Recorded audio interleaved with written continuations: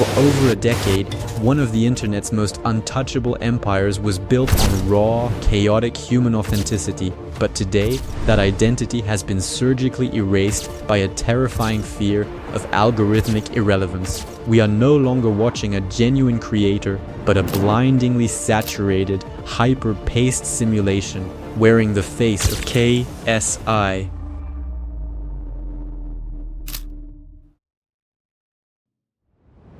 To understand the magnitude of this shift, we must first look back at the era that built the modern creator economy. In the early 2010s, success on the platform was defined by personality-driven content. Viewers flocked to creators because of genuine parasocial relationships, embracing a format where the value was found in the unpolished connection between the audience and the entertainer.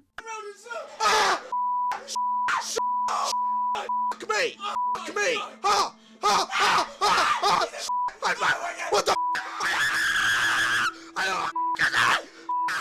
Stop screaming! Stop!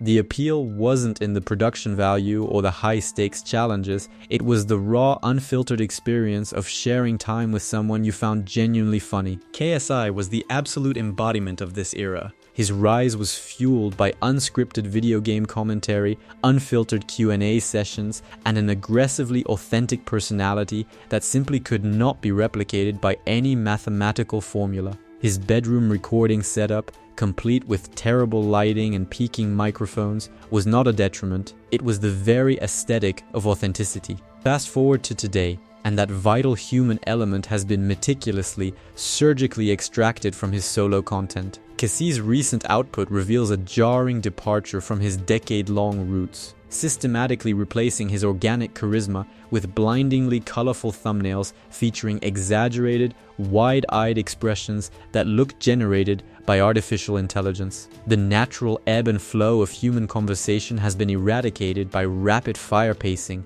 that refuses to let the audience breathe for even a fraction of a second. He has swapped out authentic comedic moments for absurd manufactured stakes involving massive cash prizes and grandiose physical sets. He is no longer relying on his innate ability to entertain an audience, he is utilizing a highly optimized blueprint designed in a laboratory to keep retinas glued to a screen. He has become a MrBeast clone. This transition is not merely a lack of originality, it is a desperate survival mechanism driven by an intense paranoia regarding algorithmic irrelevance. The platform's distribution machine has evolved into an apex predator that feeds exclusively on average view duration and click-through rates. Furthermore, legacy creators now operate massive media corporations with tremendous overhead costs, employing dozens of editors, strategists, and thumbnail artists. A single underperforming video can result in massive financial loss. In this high-stakes ecosystem,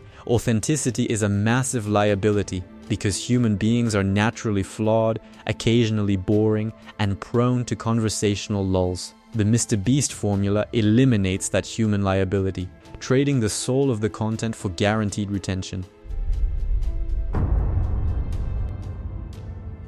To truly deconstruct this terrifying homogenization, we must examine it through the lens of Jean Baudrillard's theory of simulacra and simulation. Published in 1981, Baudrillard's philosophical treatise argued that modern society has systematically replaced all reality and meaning with symbols and signs. A creator named Magdalene Rose explained the symptoms in a perfect way that explains this situation. Watch. Symptom number 1 is a loss of meaning and authenticity.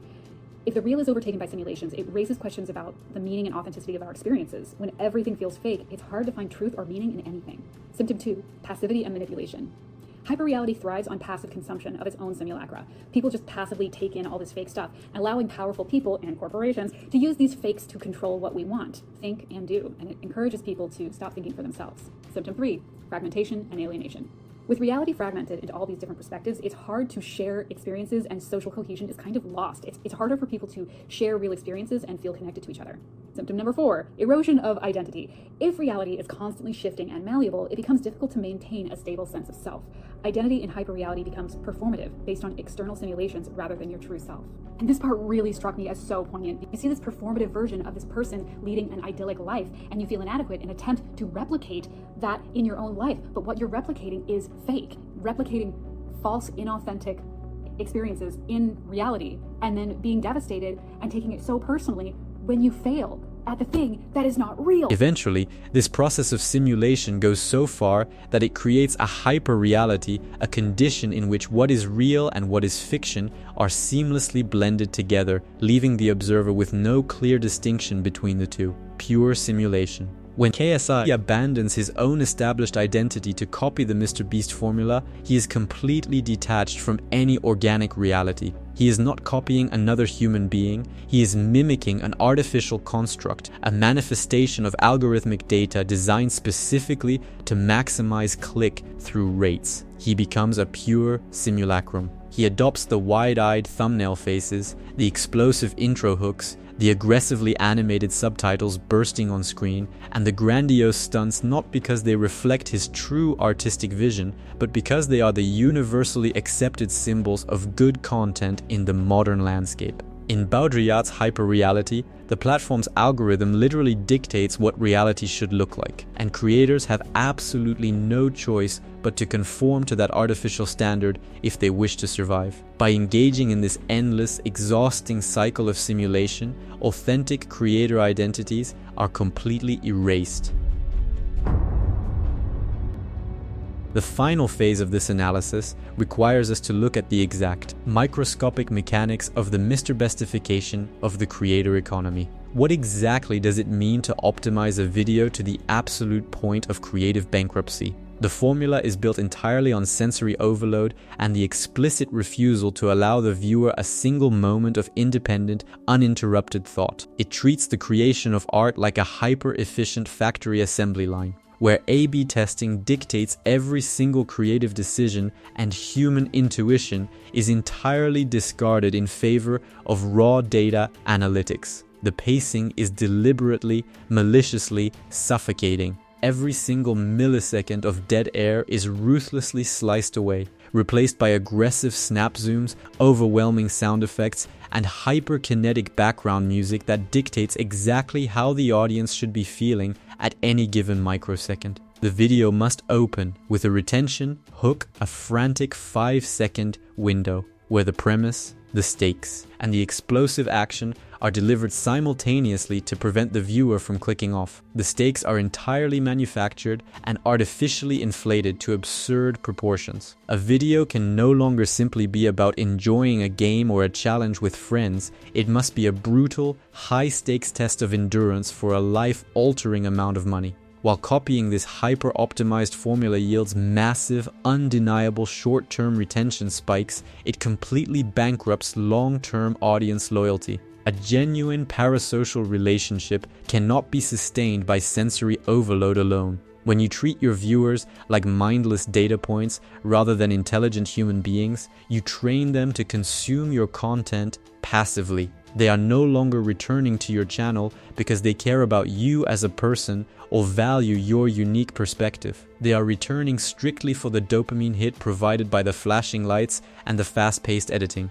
The moment another creator manages to provide a slightly more intense, slightly faster dopamine hit, the audience will vanish without a second thought. Loyalty does not exist in a hyperreality, only stimulation matters. He said that in the past year he has slowed his videos, focused more on storytelling, let scenes breathe, yelled lesses and focused on longer videos, all of which has resulted in even more views. This incredible revelation is the ultimate tragic punchline to the MrBeastification era. The very creator who pioneered this aggressive, algorithmically optimized style has publicly realized its psychological limitations and is actively pivoting toward a more narrative, slower-paced approach that respects the viewer's attention. MrBeast himself recognizes that relentless sensory overload eventually causes irreversible viewer fatigue. Yet, an entire generation of legacy creators, terrified of irrelevance and desperate to maintain their massive view counts, are still desperately sprinting toward an editing philosophy